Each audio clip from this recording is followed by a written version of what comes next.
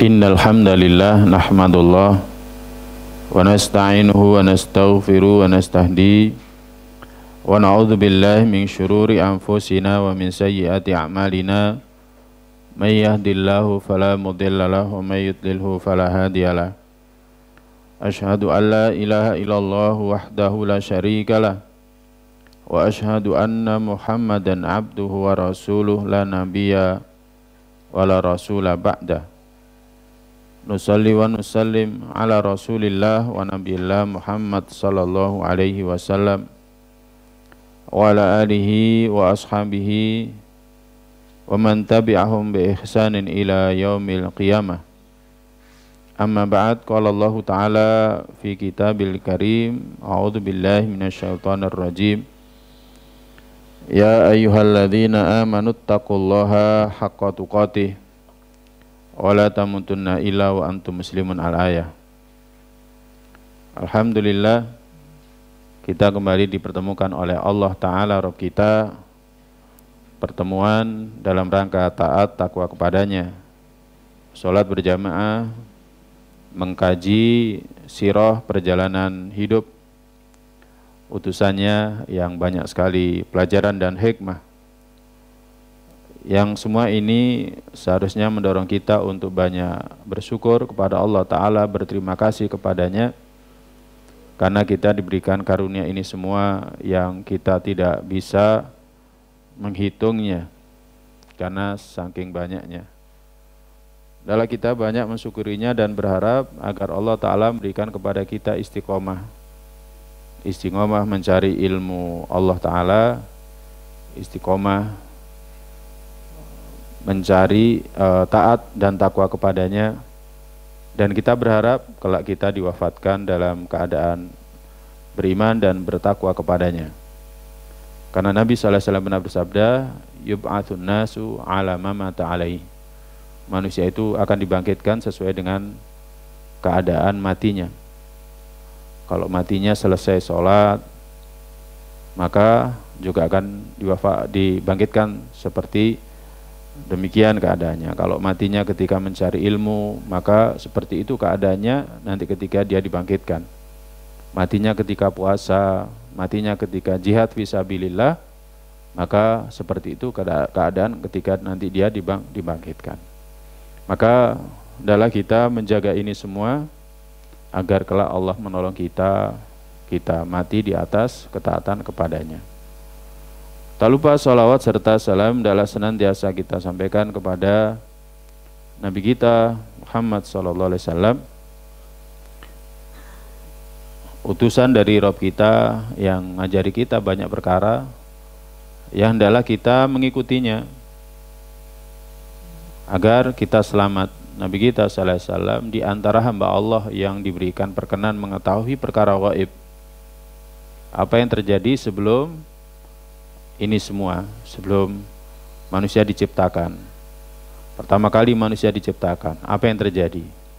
Demikian juga ketika manusia diciptakan, apa yang mesti dilakukan? Beliau memberikan arahan agar tidak berdampak buruk ketika nanti kita diwafatkan.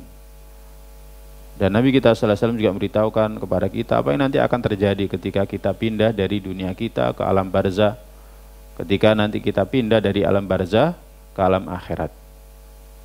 Maka kalau kepada guru yang ngajari kita ilmu agar kita sukses dunia kita, kepada Nabi kita SAW hendaklah kita lebih berterima kasih dengan salawat dan salam kepadanya, karena keselamatan kita juga sangat bergantung bagaimana sikap kita kepada beliau sallallahu alaihi wasallam.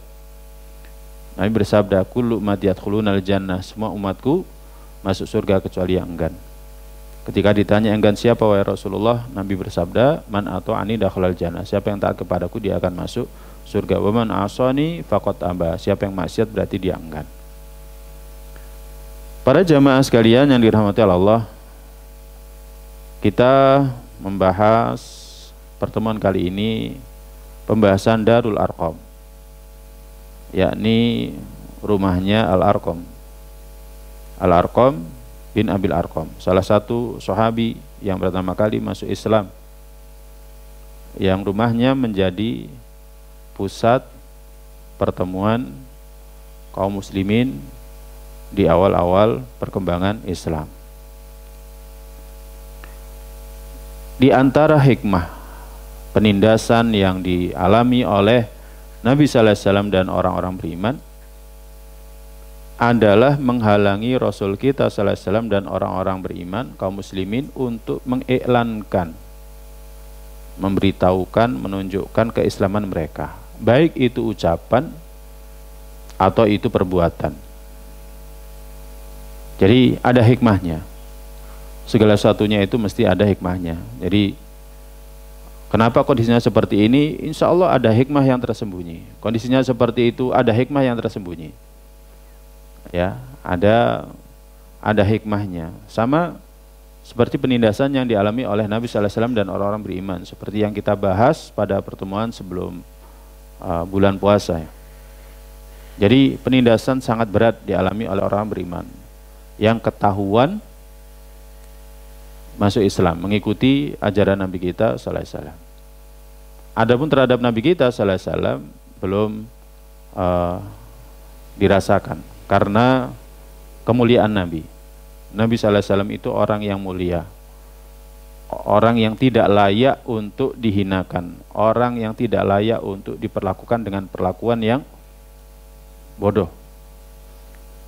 Jadi tidak mungkin. Tetapi ketika Abu Lahab, pamannya Nabi sallallahu alaihi wasallam sendiri, yang menindas Nabi, menyakiti Nabi sallallahu alaihi wasallam, akhirnya yang lainnya itu pun tergerak. Jadi yang lainnya pun tergerak, ya kan, berani kepada Nabi. Kalau sebelumnya mereka tidak berani. Kenapa? Ya karena Abu Lahab sendiri adalah pamannya Nabi. Jadi Abu Lahab sendiri pamannya Nabi. Kalau orang terdekatnya saja berani, berarti kita pun berani. Akhirnya mereka pun juga mulai menindas Nabi. Ya, orang-orang seperti Umayyah bin Khalaf, ya, dan lain sebagainya, Abu Jahal dan lain sebagainya. Tetapi kalau orang-orang lemah, maka tidak ada batas antar mereka untuk menyakiti orang-orang lemah tersebut, khususnya budaknya, khususnya keluarganya dan lain sebagainya. Para jamaah sekalian yang dirahmati Allah, jadi ada hikmahnya.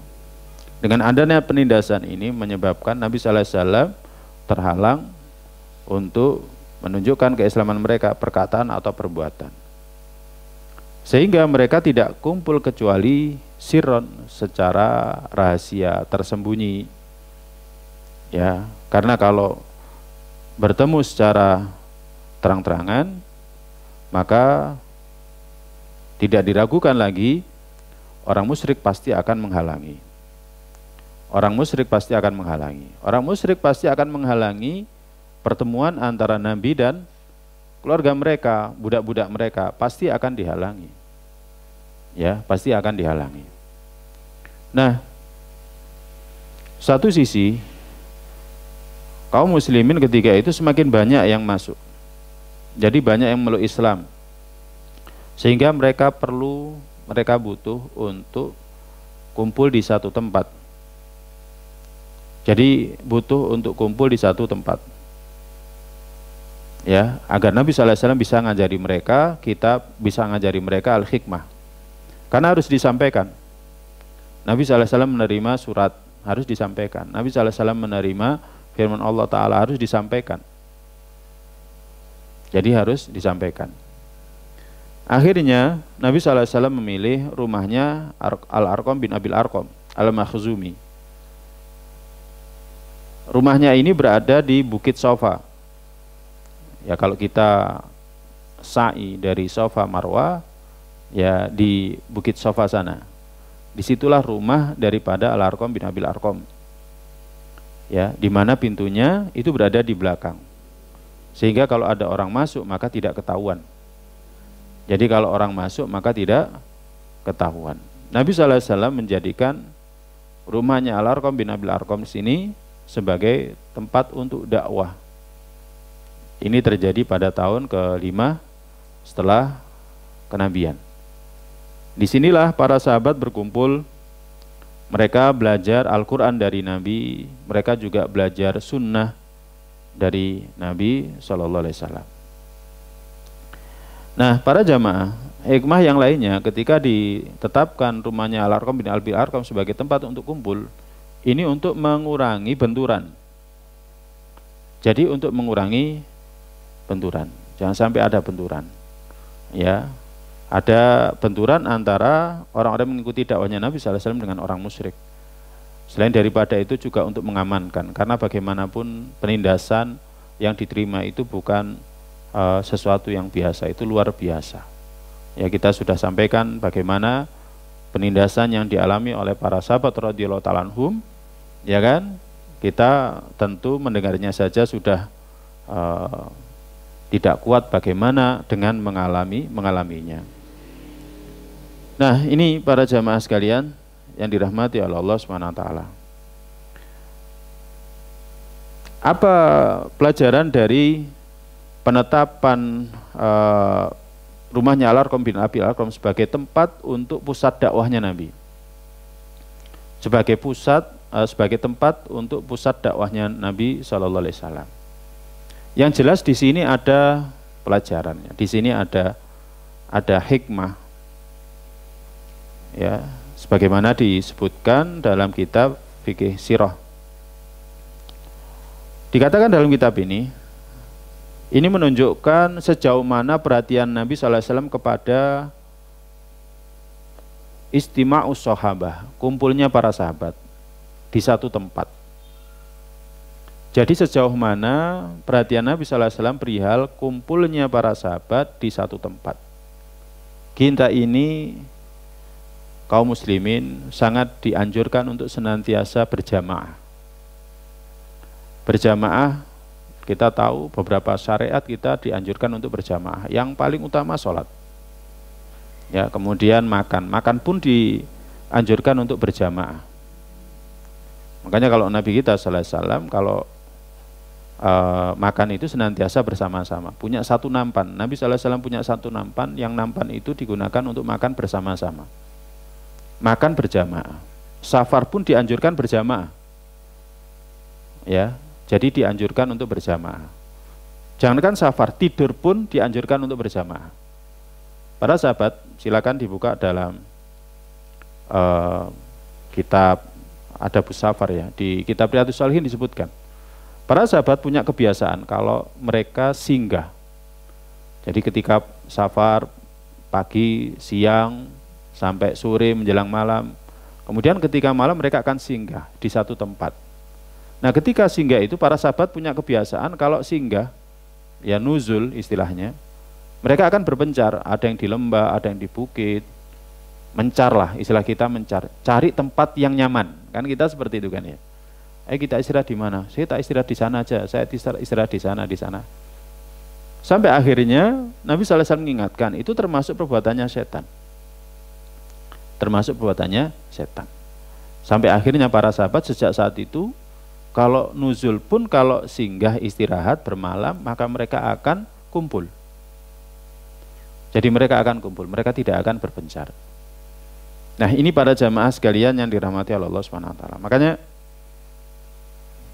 ini perhatian Nabi sallallahu alaihi wasallam yang sangat besar pada kesatuan para sahabat, kumpulnya para sahabat, istima'us sahabah. Nah, dari hal ini banyak faedah yang bisa kita ambil. Yang pertama perihal ahamiyatu sholatil jamaah fil masjid ya. Perihal urgensi sholat jamaah di masjid. Ya. Jadi perihal urgensi sholat jamaah di masjid. Jadi jauh sebelum syariat sholat itu ada, ya, Nabi sallallahu alaihi wasallam sudah membiasakan para sahabat untuk jamaah. Dan disebutkan juga dalam riwayat bahwa dalam sirah seperti Ar-Rahiq Al-Maktum disebutkan bahwa para sahabat ketika belum ada syariat sholat, mereka kan juga sholat sebagaimana halnya Nabi sallallahu alaihi wasallam sholat, tapi mereka sholatnya mengikuti sholat umat-umat terdahulu yang dulu pernah kita sampaikan khilaf dari para ahli ilmu. Sholatnya bagaimana? Ya, sholatnya bagaimana. Nah, mereka pun melakukannya juga jamaah. Jadi mereka juga melakukannya secara berjamaah. Ya. Nah, apalagi ketika turun syariat sholat 5 waktu setelah peristiwa mi'rajnya Nabi kita sallallahu alaihi wasallam. Maka ini menunjukkan betapa pentingnya sholat jamaah di masjid. Karena beda, ya, sangat jauh bedanya antara orang sholat sendiri di rumah dengan orang sholat bersama dengan saudara-saudaranya kaum muslimin di masjid. Di antara hikmahnya apa? Ya ta'allamu minhumul kaifiyata al-amaliyah lis-shalah. Ketika kita sholat berjamaah di masjid, pasti akan belajar tata cara sholat.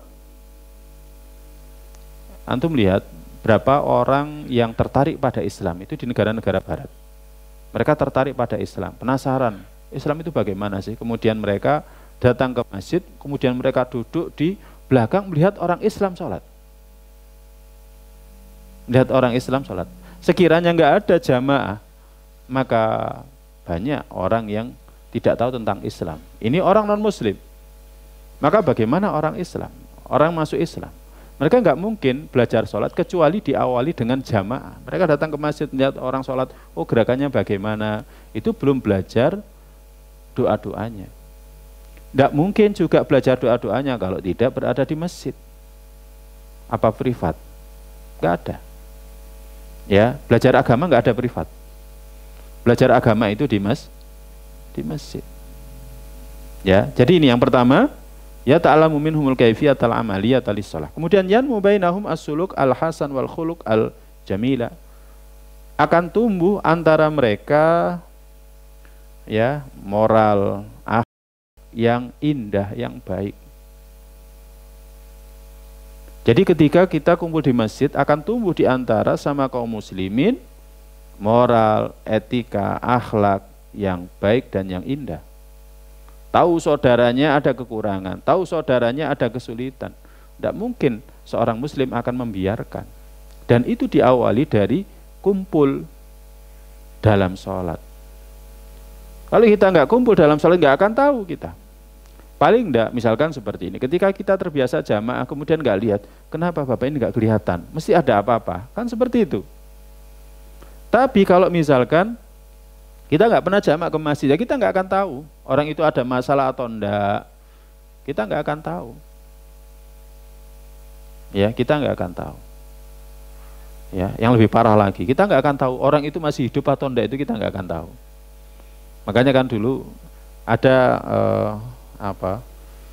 flyer yang bagus ya. Jadi ada orang yang dia sudah tinggal sendirian di rumah di luar negara kita ya. Jadi di Timur Tengah kalau tidak salah. Jadi dia nggak pernah ketinggalan sholat berjamaah. Kemudian dia berpesan, padahal dia orangnya sudah lanjut usia, dia berpesan, kalau saya nggak kelihatan 3 kali sholat jamaah berarti saya sudah meninggal.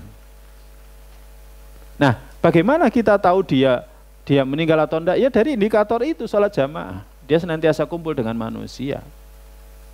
Jadi istimewanya orang-orang beriman itu dalam momen sholat berjamaah, bukan jagongan di pos ronda, bukan.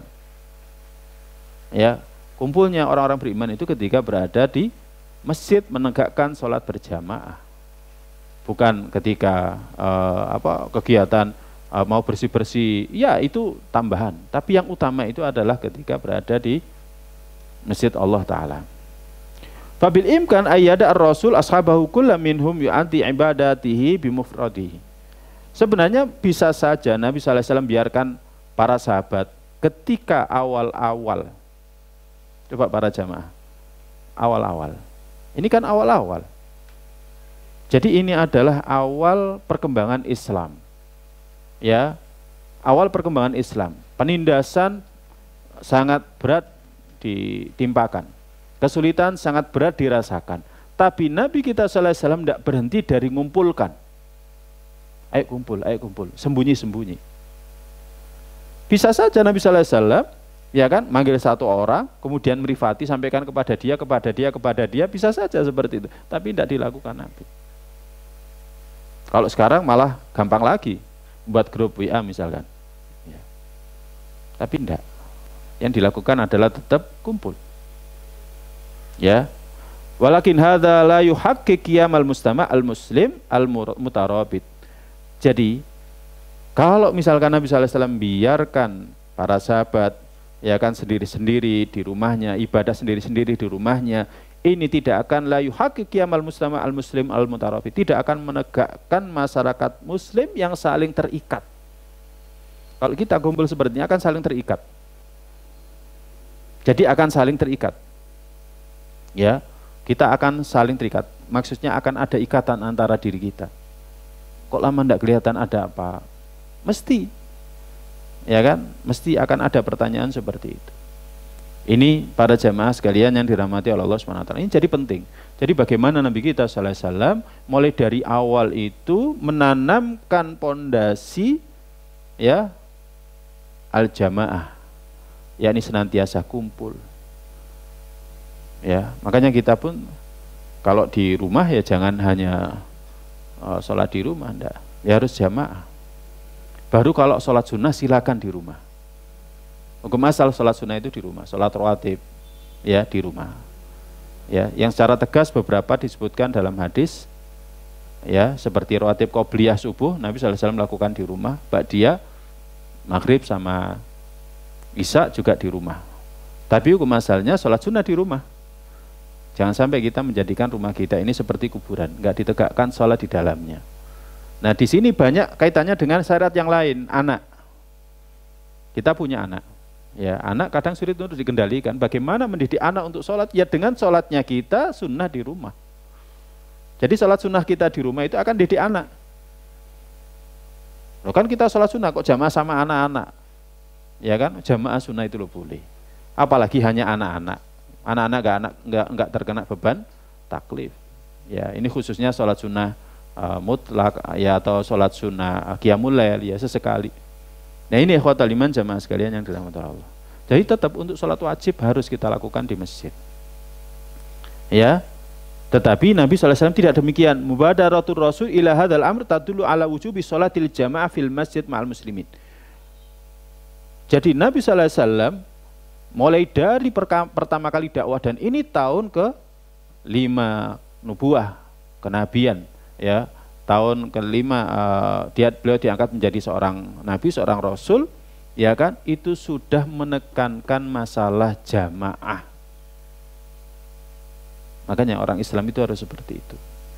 Harus senantiasa jamaah. Kemudian yang kedua, disebutkan dalam kitab ini, ahamiyatus suhbah as-salihah, pentingnya punya teman yang salih. Jadi pentingnya punya teman yang salih dalam kehidupan seorang muslim. Al-muslimu bihaja ila suhbah salihah. Seorang muslim itu sangat butuh kepada teman yang salih. Ya, kita untungnya di sini ada tempat yang kita bisa kumpul. Ya semoga kita semuanya termasuk orang-orang yang salih. Ya. Tapi kita butuh teman salih bukan hanya di sini. Di tempat kita tinggal itu kita butuh teman salih. Ya, kita butuh teman salih. Makanya teman salih itu harus kita ciptakan, kita kondisikan. Dimulai dari mana? Dari pasangan. Makanya saya senantiasa mengingatkan, kalau ngaji jangan sendirian. Istrinya diajak. Ya, saya punya seorang jamaah. Kebetulan dia teman satu SMA dulu, sebelum saya mondok. Ya, jadi istrinya yang semangat ngaji lebih dulu. Sampai akhirnya diajak suaminya, ayo toh, ya ngaji. Ngaji opo sih? Ya, lapo ngaji gitu kan.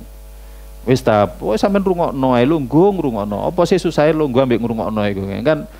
Susah kalau di sininya terbiasa enggak mendengarkan nasihat. Ini harus diruqyah sini ini. Ya, orang enggak biasa mendengarkan nasihat itu harus diruqyah. Caranya kayak bagaimana? Dibiasakan mendengarkan nasihat. Ya. Jadi sebenarnya ngaji itu bagian dari ruqyah.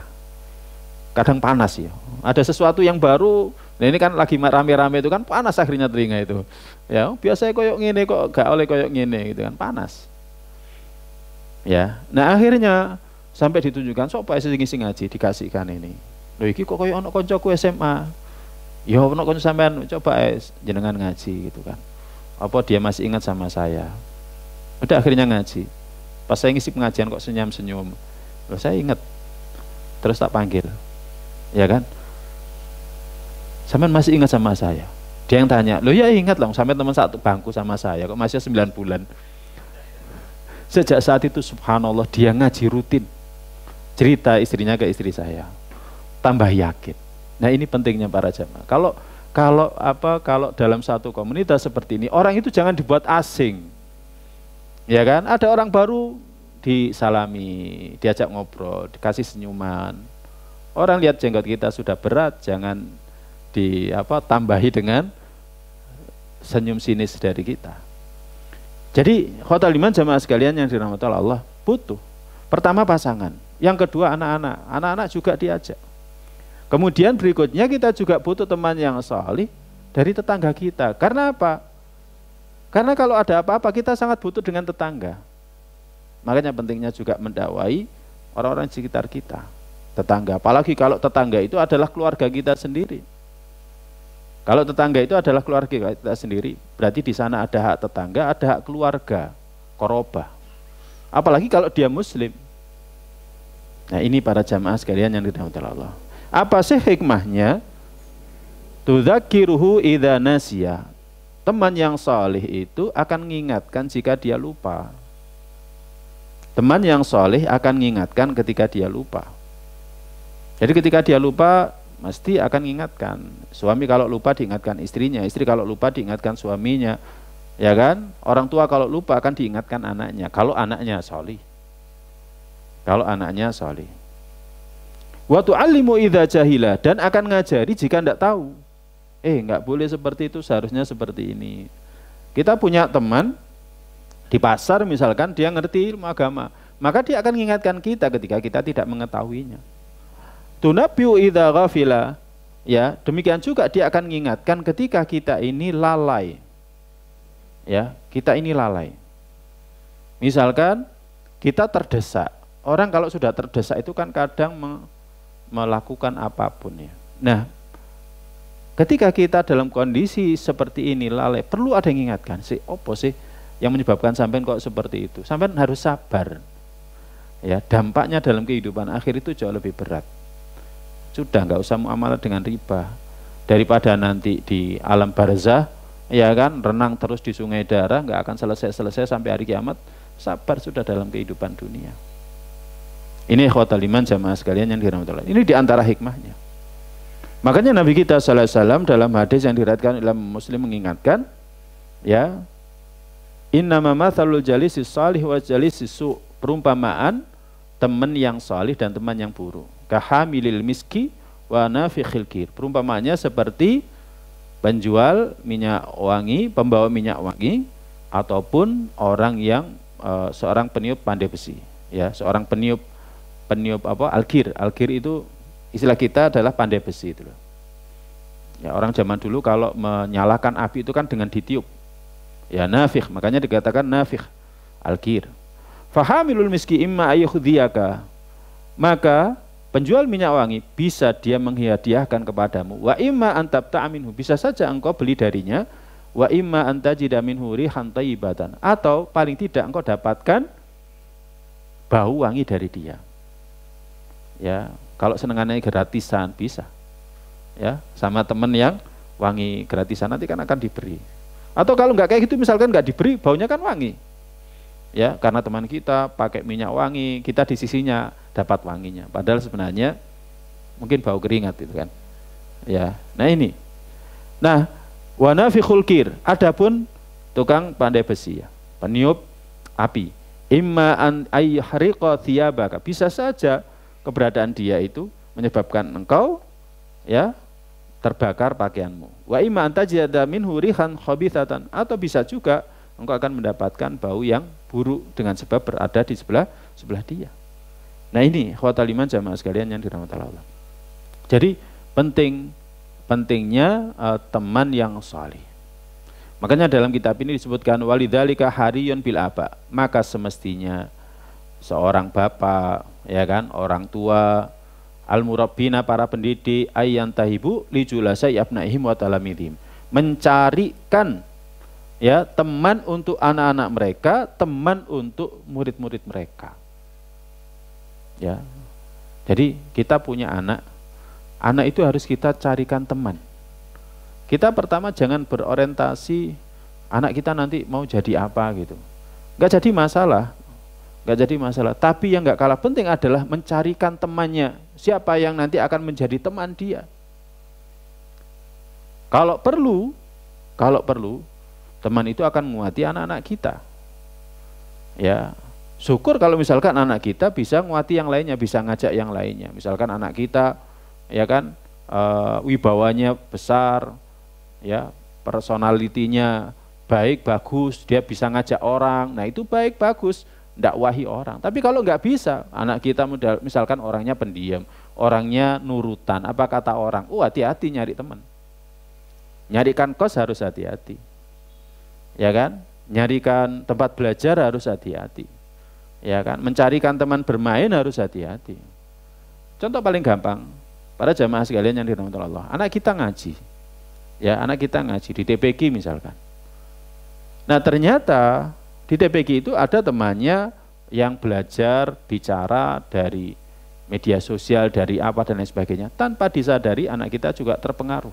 Kadang kita sudah benar meletakkan anak kita di tempat pendidikan yang sudah benar. Tapi kemudian kita mendengarkan kata-kata ini, loh, kamu mengucapkan ini dari mana? Kamu belajar dari mana? Kita kan sering mendapatkan seperti itu. Ya, makanya kita harus perhatian. Bukan berarti ketika anak kita sudah dititipkan di TPQ, dititipkan di pondok, kemudian kita lepas tangan. Enggak. Kita harus senantiasa mengawasi.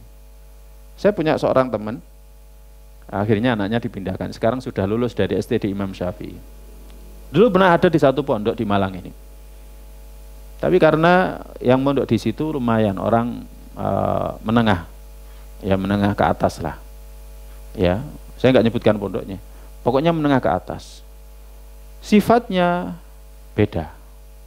Jadi sifatnya beda. Jadi kosmetiknya yo mahal-mahal. Peralatan personal hygiene, kebersihan individu mahal-mahal, nggak mau yang murah-murah. Wah susah kalau kayak gini. Ya kan, akhirnya dipindah ke Binbas kalau enggak salah itu ya kan.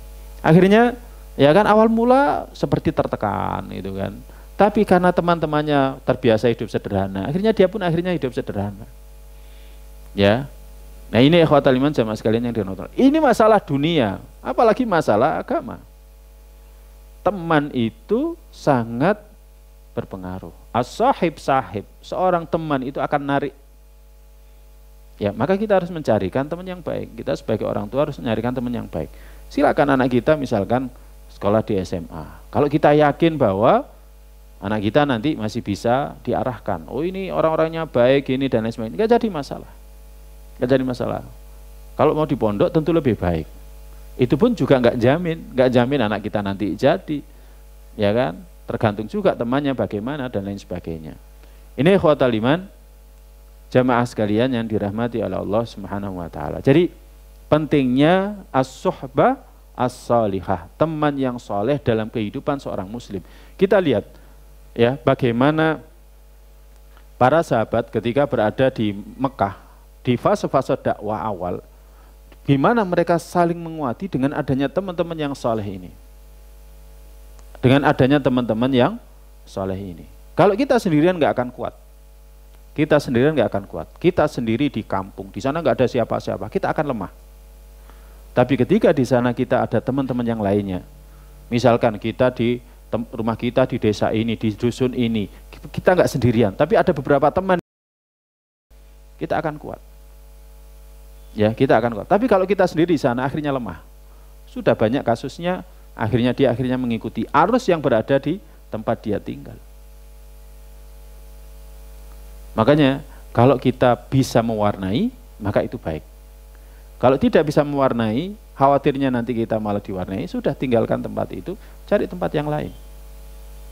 Ya, tetangga yang sholih itu lebih mahal daripada sekedar tempat tinggal yang sholih. Ya, tempat tinggal yang mewah, tempat tinggal yang nyaman. tapi nggak ada tetangga yang solih di sana, nggak ada baiknya, nggak ada manfaatnya. Kita butuh misalkan ketika kita dalam kondisi sakit, kemudian sakitnya mengantarkan kita kepada kematian, kita butuh orang untuk mengobati kita, ya kan, bimbing kita, nalkin kita dan lain sebagainya. Wallahu a'lam bishawab. Kemarin ada jamaah kita juga seperti itu dalam kondisi nazak, langsung datang ke rumah, ya kan, untungnya nggak terlalu jauh, ya kan, akhirnya kita datang. Ya nopo, peseni bapak ngeten, peseni bapak ngeten. Dan kebetulan di sana kita juga ada komunitasnya, wasiati bapak ngeten. Akhirnya jamaah berada di sana, masyarakat di sana bisa menerima. Sudah wasiati bapak itu seperti ini, harus dimakamkan sesuai sunnah. Enak, ya kan? Beda kalau kita sendirian, berat.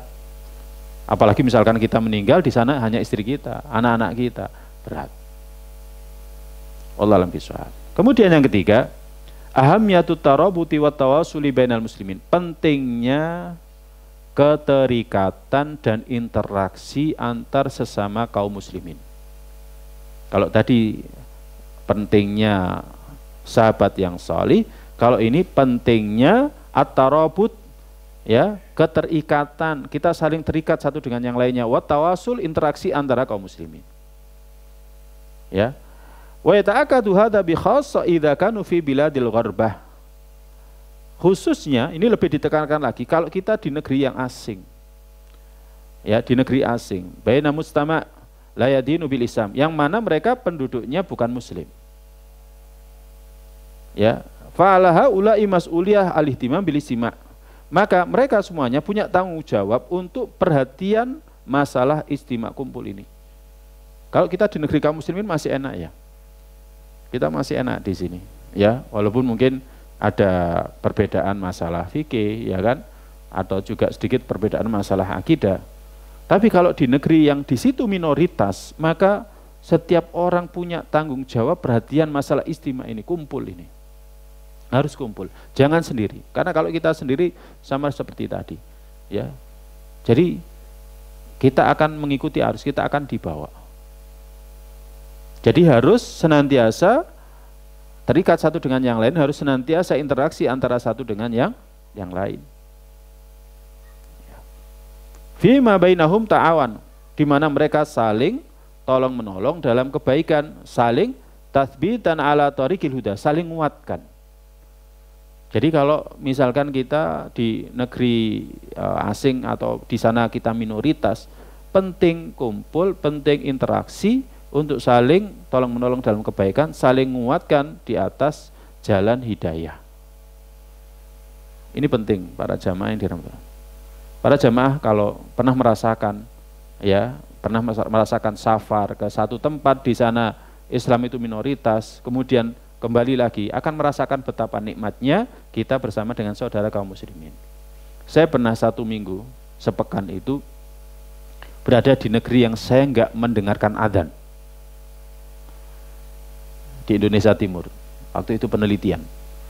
Jadi di sana itu saya sepekan nggak mendengarkan adzan. Saya pernah sholat jaraknya lumayan jauh, perjalanan 1 kilo, ya 1/4 jam. Jadi kalau mau sholat Isya itu harus berjalan 1/4 jam, sholat maghrib berjalan 1/4 jam. Kemudian sholat Jumat kumpul di satu masjid, nggak boleh adzan luar, adzan itu harus di dalam. Ya, kemudian setelah sepekan saya pindah ke daerah pantai. Di pantai alhamdulillah banyak orang Bajo yang notabene muslim. Terdengarkan adzan, nikmat sekali. Setelah 1 bulan nggak mendengarkan adzan, kemudian mendengarkan adzan itu nikmat. Ya, mendengarkan adzan itu nikmat. Nah, jadi saling menguatkan, saling meneguhkan di atas jalan hidayah. Ya, jadi ini penting, harus kita perhatikan. Kita selama ini di sini tidak merasakan hal ini. Tapi kalau kita berada di daerah minoritas, kita akan semakin kuat. Makanya berapa saudara kita yang berasal dari daerah-daerah yang di sana itu minoritas, ya kan? Mereka merasakan betapa nikmatnya ketika kita kumpul di daerah yang di sana kaum muslimin itu mayoritas. Nah, makanya mereka harus senantiasa interaksi, harus senantiasa terikat satu dengan yang lainnya. Dan kita lihat di banyak negeri yang di sana kaum muslimin itu minoritas, mereka kumpulnya itu intensif. Ya, mereka kumpulnya intensif karena mereka merasakan betapa nikmatnya ketika mereka kumpul. Kalau kita alhamdulillah, ya kan? Alhamdulillah senantiasa kumpul. Dan kalau kita biasa kumpul seperti ini, nggak kumpul itu nggak enak. Ada satu yang kurang. Kita sudah biasa, alhamdulillah di sini ada pengajian rutin gitu kan. Kemudian nggak ngaji itu kayak nggak enak. Nah itu berarti yang kita rasakan sama dengan yang dirasakan oleh saudara-saudara kita, ya kan? Dan itulah iman. Ya, maka kita harus bersyukur. Nah, maka ini penting. Apalagi muhafadhu alal iman, untuk menjaga iman. Ya, dari hati min ayakhbuwa au yatufa. Dari iman itu luntur ataupun lemah. Kalau kita kumpul, kita imannya akan senantiasa bertambah terus. Ya, dicas terus. Tapi kalau kita nggak kumpul akan lemah. Makanya orang jarang ngaji biasanya juga akan lemah. Jarang ngaji, nggak pernah komunikasi dengan orang-orang di masjid akan lemah. Ya, akan lemah. Nah, ini para jamaah sekalian yang dirahmati oleh Allah, pelajaran yang terakhir. Ahamiyatut tarbiyah wa ta'ahud al-mustamir. Urgensi pendidikan dan keberlanjutan dalam perbaikan. Jadi mendidik umat, memperbaiki umat itu harus berkelanjutan terus dan terus ditingkatkan. Nabi kita sallallahu alaihi wasallam ketika di rumahnya Al-Arqam bin Abil Arqam, ya itu kan mentazkiyah. Tugas Nabi itu 3. Walladzi ba'atsa fil ummiyina rasulan minhum yatluna alaihim ayatihi wa yuzakkihim wa yu'allimuhumul kitab wal hikmah. Tugasnya ada 3. Membacakan ayat Al-Quran. Jadi membacakan ayat Al-Quran. Surat Al-Jum'ah. Yang kedua yuzakkihim, mentazkiyah. Mentazkiyah itu ya tazkiyatun nafas, ya mentazkiyah, mensucikan mereka. Itu dengan sabda-sabda beliau, kemudian dengan keteladanan beliau. Maka di sini nggak cukup hanya sekedar ngajari tapi tidak meneladankan, memberikan keteladanan. Ya. Dan yang terakhir wa yu'allimuhumul kitab wal hikmah, dan mengajarkan kepada mereka Alkitab dan Al-Hikmah. Sebenarnya tugas kita sama. Kita misalkan ingin mendidik pasangan kita, istri kita misalkan. Sama, bacakan saja Al-Qur'an. Apa yang mau dibacakan Ustadz? Gak hafal, ya itu makanya harus hafal. Misalkan kewajiban sholat, bacakan ayat-ayat tentang sholat. Kita diperintahkan sholat, bu, sholat bu. Kepada orang tua, bu, sholat. Ya, kenapa kita disuruh sholat? Kan Allah yang ciptakan kita, ngasih kita hidup, ngasih kita rizki. Allah merintahkan kita sholat, maka sholat ini perintahnya. Jadi yatluna alaihim ayati. Yang kedua yuzakkihim, mensucikan mereka. Nasihat sambil keteladanan dari kita. Dan yang terakhir wa yu'allimuhumul kitab wal hikmah, ngajari kepada mereka Alkitab dan Al-Hikmah. Sama kepada anak kita juga seperti itu, kepada tangga juga sama seperti itu. Ini yang dilakukan Nabi sallallahu alaihi wasallam. Fala budda fil islah minat tarbiyah, maka wajib ya kita memperbaiki tarbiyah kita. Jadi pendidikan kita itu wajib. Nabi sallallahu alaihi wasallam ketika berada di rumahnya Al-Arqam bin Abil Arqam, yang dibacakan kan bukan hanya ayat-ayat sebelumnya, turun ayat, turun surat disampaikan. Turun ayat, turun surat disampaikan. Dan mereka semakin kuat. Dan harus ada kebaruan para jamaah. Ya, jangan sampai bosen. Alah sing disampaikan mulai weekend ya iku wae gitu loh. Jadi ada kebaruan. Ya, ada kebaruan. Kebaruan di sini bukan berarti sesuatu yang baru, enggak. Jadi semua yang ada dalam Al-Qur'an kita sampaikan. Seringkali yang ada dalam Al-Qur'an belum tuntas kita sampaikan. Ya. Kan Nabi ketika di rumahnya Al-Arqam bin Abil Arqam menyampaikan apa? Turun surat disampaikan. Ya, turun surat disampaikan, turun ayat disampaikan. Kita pun sama. Kita pun sama seperti itu. Ya.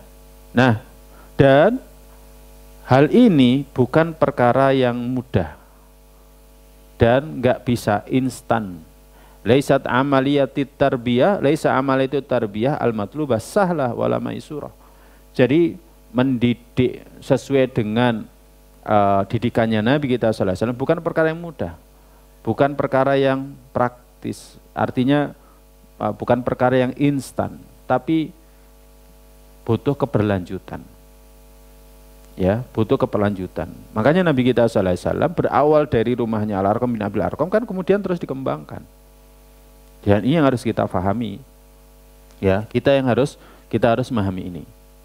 Ya. Kalau dakwah awal-awal Nabi sallallahu alaihi wasallam itu yang disampaikan surat-surat pendek ya. Juz amma itu masalah tauhid, masalah iman kepada hari akhir. Antum dakwah kepada keluarga, kepada kerabat dekat, kerabat siapapun, kepada tauhid dan iman kepada hari akhir. Iman kepada hari akhir yang ini saat ini jarang sekali dibahas. Ya, jangan sekali dibahas. Sampaikan aja, eman lo gak sholat, sampean urip berapa tahun lagi? Ya, hidup di dunia ini cuman sekali. Sampean lek gak sholat, engkau nyesel di alam kubur nyesel. Itu banyak orang-orang sudah nyesel. Lek sampean gak percaya, sampean mati dhisik. Engkau kabarono kan kayak gitu. Nah, itu bagian dari iman kepada hari akhir ditekankan. Jadi surat-surat pendek Makiyah itu banyak turun di Mekah. Makanya para ahli ilmu mengatakan, ya, jadi para ahli ilmu berkata, para ahli tafsir berkata, kalau ayat itu membahas tentang hari akhir, yaitu ayat-ayat Makiyah, surat-surat Makiyah. Nah, kita pun dakwanya sama seperti itu, dan nggak bisa instan, ya kan, terus menerus berkelanjutan, ya. Nah, itu ditekankan. Ketika mereka sudah mengimani itu semuanya, baru diajari tata cara sholatnya. Bagaimana tata cara sholatnya? Kan seperti itu. Baru ada syariat sholat itu setelah peristiwa Isra Mi'raj. Kemudian baru setelah itu syariat hijrah. Baru kemudian setelah itu ada puasa, ya kan? Ada jihad fisabilillah dan seterusnya. Nah, ini para jamaah sekalian yang dirahmati Allah. Makanya wajib seorang mu'alim, seorang murabbi, seorang dai, ya, kepada sasaran dakwahnya, ya, memperhatikan masalah ini. Jadi memperhatikan masalah ini. Jangan hanya sekedar misalkan kita nyuruh keluarga kita sholat, ayo sholat, tapi nggak pernah disampaikan apa sih pentingnya sholat, apa dampaknya kalau kita nggak sholat, ya kan, khususnya dalam kehidupan akhir kita nanti. Ya, akhirnya mereka malas-malas saja. Tapi kalau diweden-wedeni, ya kan, maka mereka pasti akan meninggalkan sholat. Sebagaimana halnya Nabi SAW seringkali nakut-nakuti, ya, di awal dakwahnya perihal hari kebangkitan. Kita semuanya nanti akan dibangkitkan. Kemudian setiap perbuatan kita akan dibalas oleh Allah Ta'ala. Ini para jamaah yang dirahmati oleh Allah SWT. Makanya ini darsun muhimun, ini pelajaran penting. Jadi pembahasan tema di rumahnya Al-Arqam bin Abil Arqam ini pembahasan penting bagi siapapun yang ingin mendidik, ya, yang punya tanggung jawab, orang tuakah, gurukah, daikah, ya kan, ini adalah pelajaran penting. Jadi nggak bisa kita mendidik secara instan, nggak bisa. Bacakan Al-Quran, mentazkiyah mereka, kemudian ngajari mereka kitab, kemudian apa pelajaran yang harus disampaikan. Pertama masalah tauhid, kemudian yang kedua adalah masalah iman kepada hari akhir. Baru ketika mereka sudah iman kepada hari akhir, muncul takutnya kepada Allah, akhirnya mereka berusaha untuk bertakwa. Bagaimana caranya? Sholatnya, ya kan, kemudian puasanya, bagaimana tata cara sholatnya, akhirnya belajar lebih dalam lagi, seperti itu. Wallahu a'lam bishawab. Ini yang bisa kita sampaikan pada pertemuan kali ini. Semoga mendatangkan manfaat untuk saya pribadi dan kita semuanya. Monggo kalau ada yang mau ditanyakan dari apa yang tadi sudah kita sampaikan. Baik Ustaz, kami bacakan pertanyaan dari jamaah. Ustaz, di dekat rumah saya ada kajian yang setahu saya sunnah, tetapi saya merasa dikucilkan jika ikut di masjid tersebut oleh tetangga. Bagaimana sebaiknya? Karena di masjid tersebut dianggap punya aliran-aliran tertentu oleh warga, Ustaz. Okay. Bismillah, salatu wassalamu ala rasulillah. Ketika Nabi SAW pulang dari Gua Hira, Ya, ketika pulang dari Gua Hira, Nabi SAW kan ketakutan.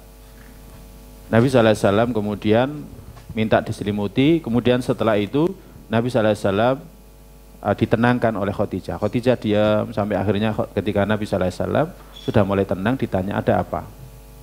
Baru Nabi bersabda, khasyitu ala nafsi, aku khawatir atas diriku. Maka Nabi maka Khadijah mengatakan sekali-kali tidak, kalla innaka latasilur rahima, Anda itu orang suka nyambung silaturahim, ya. Kemudian suka membantu orang yang kesulitan, suka membantu orang yang membutuhkan dan lain sebagainya. Sampai akhirnya ketika tenang dibawa kepada Waraqah bin Naufal, akhirnya diceritakan.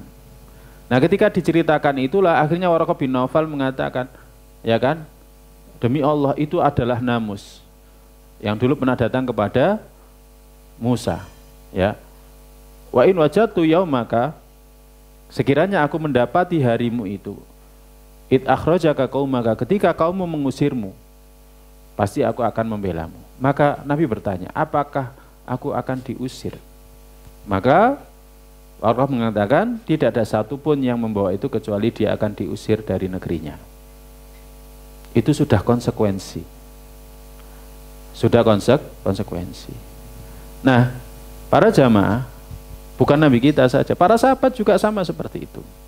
Itu konsekuensi. Ketika kita menyelisihi kebiasaan kaum kita, mesti, dan itu sunatullah, ya, sunatullah untuk menguji sejauh mana kesabaran kita. Nah, tapi bukan berarti ketika kita kondisinya seperti itu, akhirnya kita tidak bijak. Ada kompensasi yang harus kita tunaikan. Pada perkara yang ada kesamaan, kita ini nggak boleh membesarkan perbedaan. Jadi ada persamaan, ada perbedaan. Perbedaan ini harus kita perbedaan ini sebisa mungkin kita minimalisir, ya. Kalau persamaan kita berusaha besarkan. Misalkan tangga kita ngadakan gotong royong, ya kita ikut. Ya kan, iuran kematian, ya kita ikut. Ada orang meninggal, ya kita takziah, kita sholati, ya kan, kita doakan, gitu kan. Ya, tapi ketika ada acara di situ yang tidak sesuai dengan Al-Quran dan Sunnah, kita tinggalkan. Jadi harus ada kompensasinya. Kalau mereka punya kebiasaan kalau ketemu, monggo, kita kalau ketemu kebiasaannya assalamualaikum. Ya, senantiasa disapa, bahkan sampai anak-anak kecil, biasakan anak kecil, karena itu sunnahnya Nabi, mengucapkan salam kepada mereka. Ya kan? Nah, jadi ada kompensasinya. Jadi perbedaan itu, ya, kita minimalisir, ya kan? Tapi persamaannya yang kita berusaha untuk satukan lah, ya.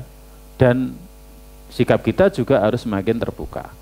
Jadi yang jelas para jamaah, bukan berarti ketika kita ikut itu akhirnya kita khawatir di ini, tidak usah, nggak jadi masalah. Justru akan semakin menegaskan sikap kita bagaimana. Tapi jangan lupa bagaimana kita bermuamalah dengan mereka. Nabi kita SAW kepada siapapun muamalahnya, ya, termasuk orang kafir, tetap jujur. Makanya ketika Nabi SAW mau hijrah dari Mekah ke Madinah, Nabi SAW masih berpesan kepada Ali radhiyallahu ta'ala anhu, ini hartanya fulan, ini hartanya fulan, ini titipannya fulan. Orang kafir itu walaupun nggak ngikuti agamanya Nabi, nggak ikuti dakwahnya Nabi, tapi mereka nggak kuasa untuk nggak titip kepada Nabi. Jadi mereka masih titip kepada Nabi. Karena orang yang paling jujur di Mekah itu ya Nabi. Makanya dia digelari dengan Siddiqun, ya, amanah, al-amin. Al-amin itu artinya apa? Yang paling terpercaya, nggak ada lagi. Ya, nggak ada lagi. Nah, seharusnya seperti itu. Jadi walaupun kita berbeda dengan mereka, tapi mereka ya nggak bisa tidak butuh sama kita. Seharusnya itu. Wallahu a'lam bishawab. Ada lagi? Ada satu pertanyaan lagi, Ustaz. Disebutkan tadi akibat dari berteman dengan tukang pandai besi yang banyak mudaratnya. Apa hukumnya kerja sebagai tukang pandai besi? Ya enggak apa-apa. Kaitannya dengan dunia. Ya, ada satu kaidah usul yang kita harus paham. Al aslu fi kulli syai' al ibahah. Hukum asal segala sesuatu itu boleh. Illa madalla dalil ala khilafi, kecuali ada dalil yang menyelisihi. Bedanya dengan hukum asal ibadah. Al aslu fil ibadah haram. Hukum asal ibadah itu haram, tidak boleh. Karena hukum asalnya manusia itu terbebas dari beban kewajiban. Sampai akhirnya Allah perintah. Ya. Makanya ibadah jangan melakukan sekehendak hati kita, enggak, nunggu perintah. Beda dengan masalah dunia, al aslu fi kulli syai' al ibahah. Hukum asal segala sesuatu boleh. Hukum asal dagang boleh, dagang apapun boleh. Yang enggak boleh ada kecurangan, ada penipuan, ada gharar di sana, ya kan, dan lain sebagainya. Mau pandai besi, ya kan, boleh. Atau barusan ini ada yang viral. Jadi dia menawarkan dirinya mau kerja apapun, siap dipanggil. Akhirnya ada yang manggil, tolong bersihkan kotoran kucing yang ada di depan rumah. Yang bersihkan. Kemudian ada kucing yang meninggal, tolong dikuburkan. Ya dikuburkan, boleh aja. Jadi pekerja apapun itu hukum asalnya boleh. Ya, hukum asalnya boleh. Nah ini, jadi termasuk jadi pandai besi juga tidak apa-apa. Nah tapi nanti kalau mau sholat, nah ini, seringkali orang kerja bengkel, kerja pandai besi, waduh badan saya kotor, saya nggak sholat wis. Akhirnya nggak sholat. Nah ini yang keliru. Nah caranya bagaimana? Kalau baunya nggak enak, ya mau sholat ya mandi dulu. Pakai wangian yang banyak, kayak gitu kan. Ya jangan sampai orang sebelah kita terganggu. Ya, karena kalau mereka sebelah kita terganggu, maka malaikat juga terganggu. Hadis kaitannya larangan makan bawang mentah. Itu adalah karena itu. Innama yata'adzal malaikah bi ta'adzin nasi kama qol. Sesungguhnya malaikat terganggu dengan terganggunya manusia. Ya, ini menunjukkan malaikat juga sholat jamaah, ada yang ngaji juga, ya kan? Yang doakan lah, doakan yang kita ada di sini. Jadi seperti itu, dia akan terganggu. Ketika ada manusia yang terganggu, mereka juga terganggu. Nah ini, jadi berusaha mengondisikan bagaimana caranya agar ketaatan kita tetap istiqomah. Kerja apapun silahkan, tapi yang utama adalah ibadah. Ini, wallahu a'lam bishawab. Sampun? Sampun, Ustaz. Baik, semoga yang kita kaji bermanfaat untuk saya dan kita semua. Semoga Allah Ta'ala berikan kepada kita istiqomah, khususnya untuk kumpul dengan orang-orang yang saleh, senantiasa berjamaah, kemudian senantiasa ngajak orang-orang terdekat kita juga untuk senantiasa berjamaah, kumpul dengan orang-orang yang baik. Karena kita berharap kelak juga dikumpulkan dengan orang-orang baik dalam kehidupan akhir kita. Allahumma inna nas'aluka ilman nafi'an wa rizqan thayyiban wa amalan mutaqabbala. Allahumma inna ala dzikrika wa syukrika wa husni ibadatik. Allahumma qina adzabaka yauma tab'atu ibadaka. Kita akhiri dengan doa penutup majelis. Subhanakallahumma bihamdika asyhadu an la ilaha illa anta astaghfiruka wa atubu ilaik. Assalamualaikum warahmatullahi wabarakatuh.